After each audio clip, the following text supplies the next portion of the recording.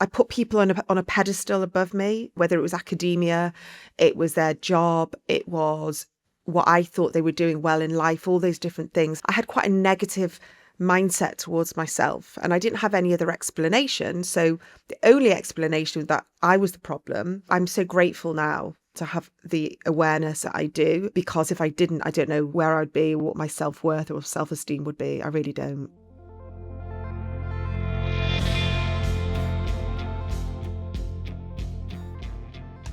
Hi, everyone, and welcome back to ADHD Aha, the show where people share the moment when it finally clicked that they have ADHD. My guest today is Kate Moryoussef. Kate is an author, an ADHD lifestyle and wellness coach, and host of the ADHD Women's Wellbeing podcast. Kate, who was diagnosed with ADHD later in life, is also a mother of 4, and all of her kids have ADHD too.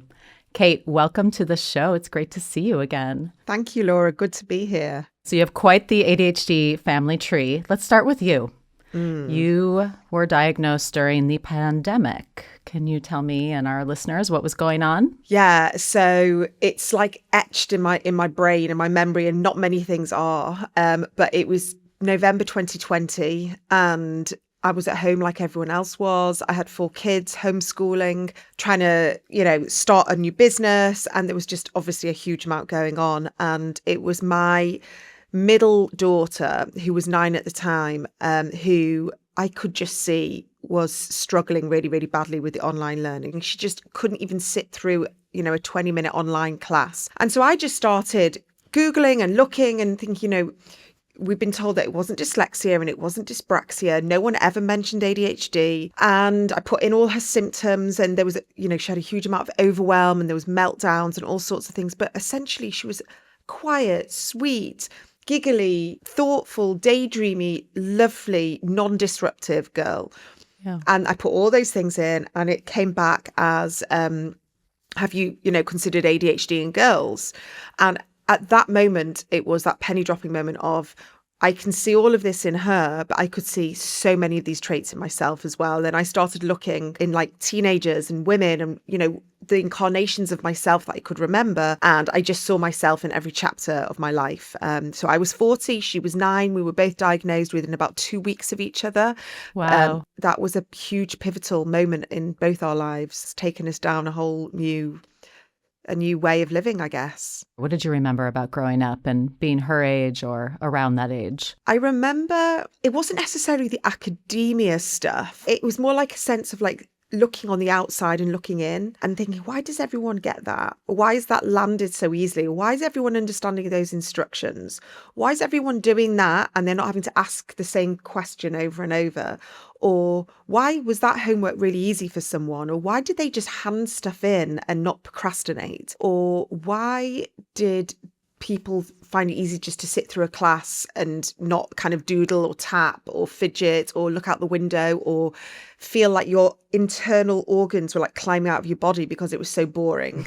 It was just memory after memory, like maybe traumas, small t traumas, just like hitting me like a hailstorm of, oh my goodness, like this was my life, but I never had any explanation or understanding.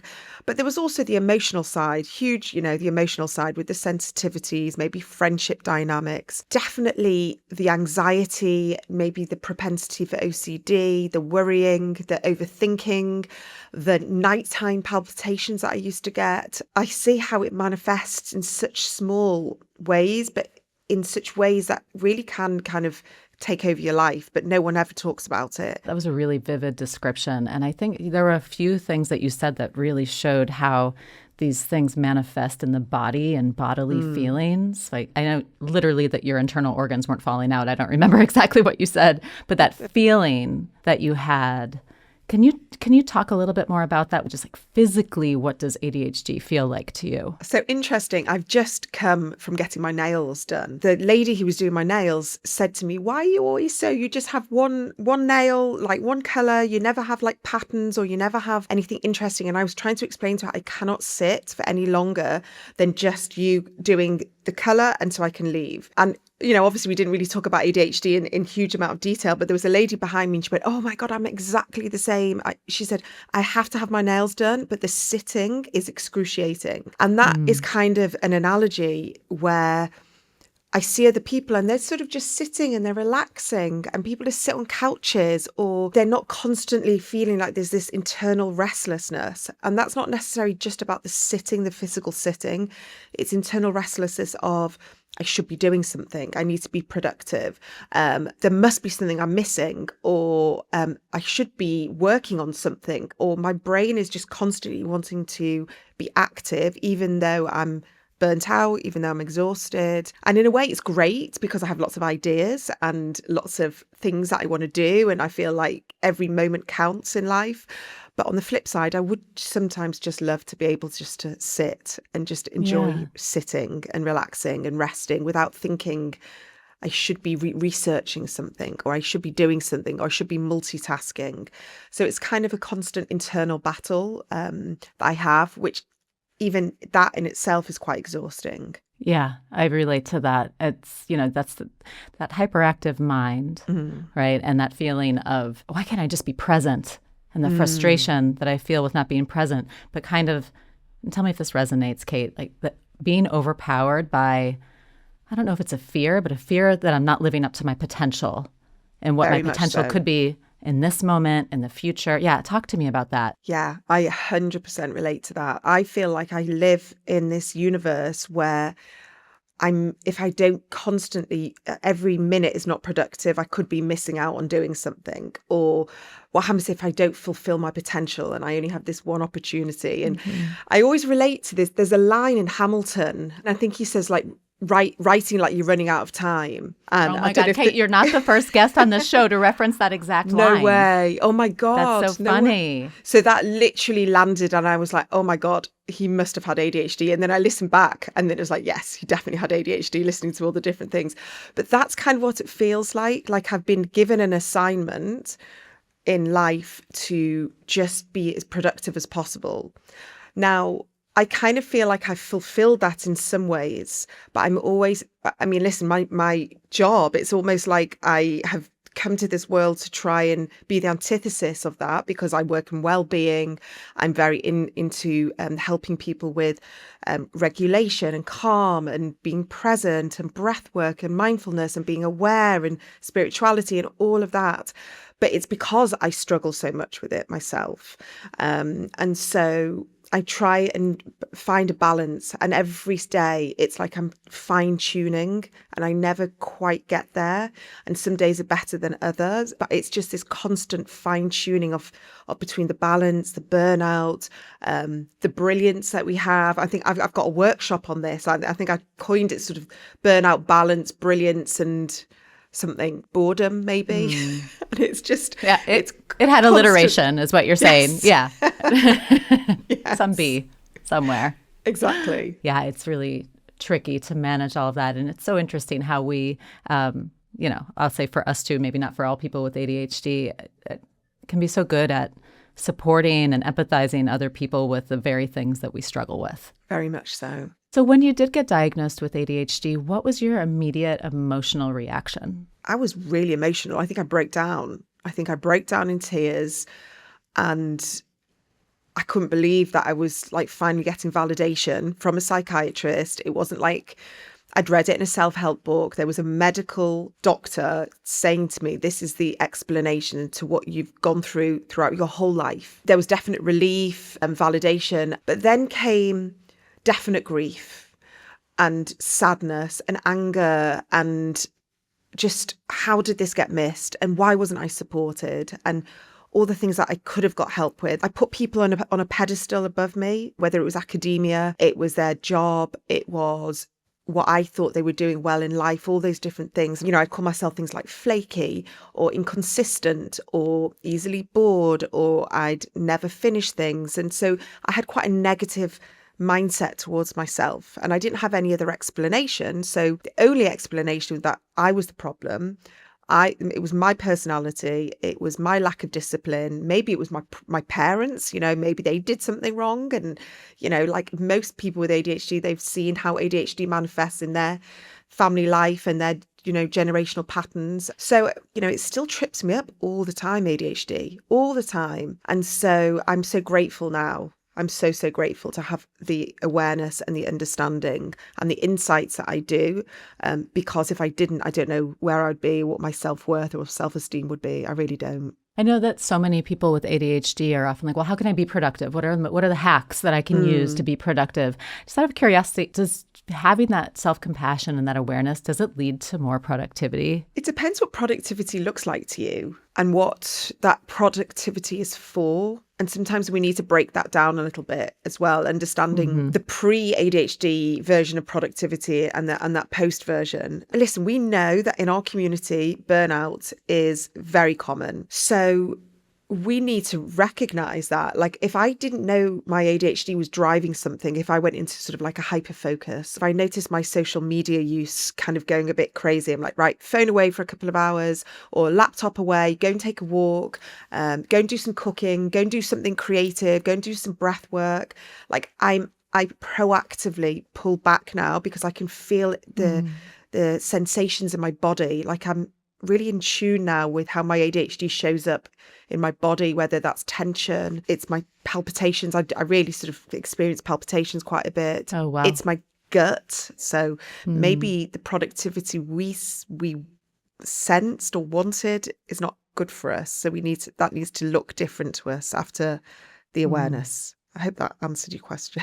It absolutely does. I love how you answered that question and just the reframing of productivity too. But what does it actually mean, right? And that's kind of that pre and post ADHD diagnosis, ADHD awareness, self. So many of us relate to this sort of feeling of having like a motor inside of us that we haven't got control over. And then we understand that afterwards we go, right, okay, the motor is that, whatever that part is our nervous system, our brain, the combination, that ADHD part of us that is driving a motor that doesn't really want to stop and doesn't really want us to stop because we're getting like a dopamine fix from it. And sometimes isn't even driving us to do things that are productive in even the typical sense, right? Correct. I know that like my ADHD motor will have me running around the house and I'm just moving pillows around. It's not really doing anything that's helping anybody. It's just feeding the beast, right? Oh my goodness, 100%. And I can feel that, like, very similar to you. I'll know I'm tired. I'll know I need to just sit down and just relax, and I'll see like a crumb or something in the corner of the kitchen. So instead of just kind of like picking it up, I'll get the Hoover, the vacuum out, and I'll start vacuuming. And then I'll vacuum the other room, and then I'll, I might as well do the stairs. And I can hear my husband shouting at me, going, sit down, put the vacuum away. And it's almost like I don't have control until I literally have to speak out loud to myself saying, this is not necessary. It's okay. Like, I sometimes speak to my nervous system and say, it is safe for you to slow down. It is safe for you to stop, that you don't need to be active and busy all the time. Like, it's okay if the stairs have got some fluff on it. Like, you can do that tomorrow when you have more energy. I did something like that this morning. I don't like things on my counters. Me too. It's just, I don't know. I just don't like when there are things on the counters. And we had 5 minutes to get the whole family out the door for school and work. And I was like, I'm moving around the toaster and I'm moving everything around and I'm starting to get really flustered about why is all this stuff on the counter? And my husband's like, that doesn't matter right now. It just doesn't matter right now. So Kate, I want to talk more about the ADHD family tree and the generational ADHD impact. Can you share more just your general thinking about what that means, the ADHD generational impact? I think it's a huge part, actually, for people, because I don't know of any other mental health sort of umbrella that has never been understood before, like neurodivergence, ADHD, autism, the way it is presented throughout families, because it's always been, again, I'll speak quite generally, is so-and-so had a nervous breakdown, so-and-so was addicted to this, they had a gambling problem, they had a drug problem, they lost all their money, they divorced 3 times. And then you start pulling things together. Oh, that person was like depressed. That person had to go into, a mental health institute. And you see how it's peppered in certain family trees, but we've never had the answers to it. And I looked back when I got my diagnosis because my two brothers were actually diagnosed when they were kids. So I'm 45. I've got an older brother and a younger brother. Did you know at the time that they had been Oh, yeah. diagnosed? Yeah. It was like ADD in the 90s. All we knew is they were disruptive at school. They couldn't sit through lessons. My older brother, bless him, was expelled from many different schools. He struggled in academia. He barely scraped through to get qualifications. He didn't make it to college, and it's impacted his self-esteem ever since. It was never discussed about girls, ever, ever, ever. And so even though I looked, after my diagnosis, I think, or maybe it was during the assessment, and they said, have you got any school reports? And I started rummaging around, and I just found a couple that kind of was between the age of about 10 and 14. There was loads of hints, If Kate would do so well if she stopped talking in class. If Kate handed her homework in on time, she'd get an A. If Kate focused more, or if Kate went into more detail, or all these different things. No one ever mentioned ADHD to me. So we have, from a female perspective, so many women throughout the generations who have been missed, who've been misdiagnosed, who have been put on the wrong medication, and so many women who sadly have just been sort of cast aside. And so I think we're the first generation of women who maybe will be parenting neurodivergent kids, who will also maybe have a parent that's still alive and be able to discuss the three generations of how it looks like. And that older generation, in their 70s will say, well, actually, I saw this in my mum, or I saw this in my grandma, or I saw this in my auntie. And we're able to start piecing together. And again, that's validation, isn't it? So that is why it's so important, because there's self-healing, but there's also family healing. And then there's that kind of like moment in time where we go, no, we're not going to do this anymore. Like, we're going to give the girls a chance to do life differently. Kate, do you have an example of something that maybe feels healed in your family tree through these hard conversations? I see it pop up in situations. Maybe I'm having a conversation with someone on the podcast, or I'm speaking to someone in my community, and I'll suddenly have a memory and think, oh, that must have been really hard for my mum, say, or that must have been really hard for my brothers. I felt like I did struggle. I struggled to live in a house that was quite charged, emotionally charged, and quite dysregulated. And that was a struggle for me. But instead of holding quite a lot of resentment, maybe that I used to have, there is a bit more gentle understanding there. So you have 4 kids. Yes. And they all have ADHD. Did I get that right? Yes, in different capacities, with and in different overlaps capacities of different things like dyslexia and all sorts. Yeah, it's fun. Does your husband have ADHD? Oh, yeah. 100%. And he even admits that. All 6 of you. Okay. But he's not had a diagnosis. But I sometimes think his ADHD is worse than mine. But in different ways, it's so different. And that's like, it's kind of like that partner that just constantly keeps you on your toes. And when you kind of get to know him or her, they just show you another side. It's like, oh, this is fun, but also terrifying. And that... Give me an example. I need an example. We've got 4 kids. One's super messy and disorganized, but brilliant. One has like an overlap of OCD and anxiety and very more sort of this propensity to sensitivity and worry. One kind of struggles more with just the academia, the learning side, the processing and all things like that. And then one has like overlaps with ADHD and dyslexia, and we're not quite sure which one's driving the car at that time.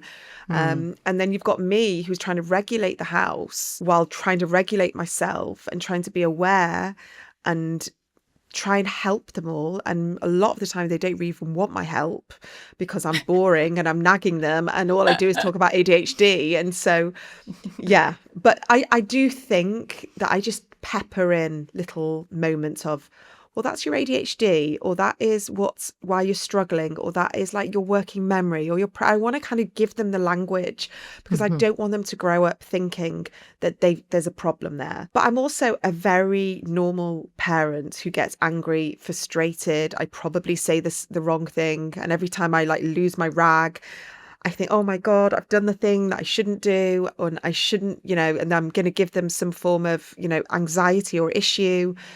But again, I think probably 10, 15 years time, you're going to look back at these conversations and think all the things that we didn't know. We really are just scratching the surface. I think, well, if things have changed so much just in these few years, what's it going to look like now that this is part of mainstream conversations and it never was a mainstream conversation? Oh man, Kate, I thought I was ahead of the curve, and now you're reminding me that we're probably still way behind. I don't think we're behind. I just think we're uncovering. It's like a trail that we're uncovering as we're walking through it. Our generation of women having an ADHD diagnosis and then having children, in many cases daughters, who also have it, that's a new dynamic. Navigating that has been very interesting for me and my daughter too. And I also, Kate, get can we stop talking about ADHD now? And I'm like, no, but I'm going to teach you how to advocate and how to. Yes. And she's like, but I just. Yeah, totally. And so like I'm trying to find that balance of not being too overbearing about it and just living. But to go back to a term that you used when you described your house growing up, emotionally charged. When you said that hit me to my core, because that is a great way to describe an ADHD house that doesn't know it's an ADHD house. Yes. And totally. I imagine that your house and my house, they're still emotionally charged, but maybe with like a different flavor of that. A little awareness sprinkled in that makes it feel less like the stakes aren't as high. Oh, God, yeah. I remember what went on in my house growing up, and it was really not good. There was no emotional regulation. There was no understanding. But I do try and prioritize now calm, and I try and really think, yes, I want to do all the things. Yes, I want to achieve things and I want to do lots of things. But I try always to put my own regulation first so that I can co-regulate, my kids, because I really want them to have a sense of calm in the house that I didn't have. We've got a lot to deal with at the moment. So yeah, it's not easy. And listeners, I just want to call your attention back to something that Kate said earlier, which is you still get frustrated. You still get angry, right? We're not like we're sitting here talking. It doesn't mean that we're perfect parents. Correct. I don't know how to describe it, Kate. It's just something, maybe it's a lowering of the stakes, a less of a feeling of just having that knowledge, that understanding that this is why I'm reacting this way. I just feel like it takes the edge off of everything. Just a little bit. It doesn't make everything perfect, but it takes the edge off, right? It's this weird way I see time now. Because when I look at my diary and I see how things are scheduled in a diary, and I look and I think, how am I going to feel at the end of that day? How am I going to feel at the end of that week? What do I need to pull back on? I need to scale this back, because I know that version of me at the end of the week is going to be totally overwhelmed and frazzled and exhausted and snappy and just not who I want to show up as. And so as an ADHDer, I probably put far too much in my diary, say yes to so many things. But unfortunately, I then have to be a bit more refined. I have to go in and do some refinement, and I pull back and I change things. And I don't have any issue with that now. Whereas before I would worry what people would think about me. My boundaries are stronger, I would say. Yeah. If a friend says, do you want to come and do this with me this night? And I think, well, I'm out the night after. So me going out 2 nights on the trot, that's not a good thing for anyone. So I'm going to just decide which night I'm going to go out and say no to one of those things. I don't know what you mean by on the trot, but I think I get it. And I maybe that's a British. It must be I'm learning so much, Kate. Side note: you said on the trot. I think you said you lost your rag or something. I had never heard that. I love that, and I love that you say diary instead of your schedule. And so your schedule. That's so funny. On the trot, I think means on the back, like, but next to each other consecutively. Okay, one after another. Yeah. Yes. No, I can't do that either. I'm like, wait, you guys, you want me to go out 2 nights in a row?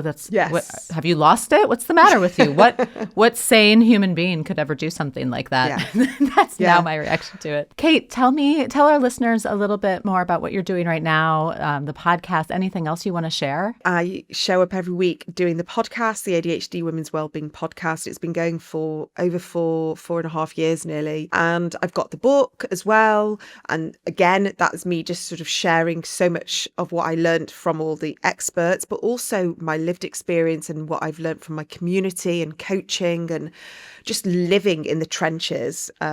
If you understand what that means. That's not a British term, is it? No, that's no, okay. We got it. And then over on my website, I have lots of resources and workshops and all sorts. And I have a community as well where there's late diagnosed women and we share and we have workshops and experts. And so, yeah, and this is me trying to pull back, by the way. So this is me trying to not be too busy. Thank you for having me on. I love these kind of conversations where I'm able to mentally process and talk about these things, because quite like the curiosity of being able to reflect back. So I really appreciate it. Thank you so much. Thank you so much. It's my pleasure.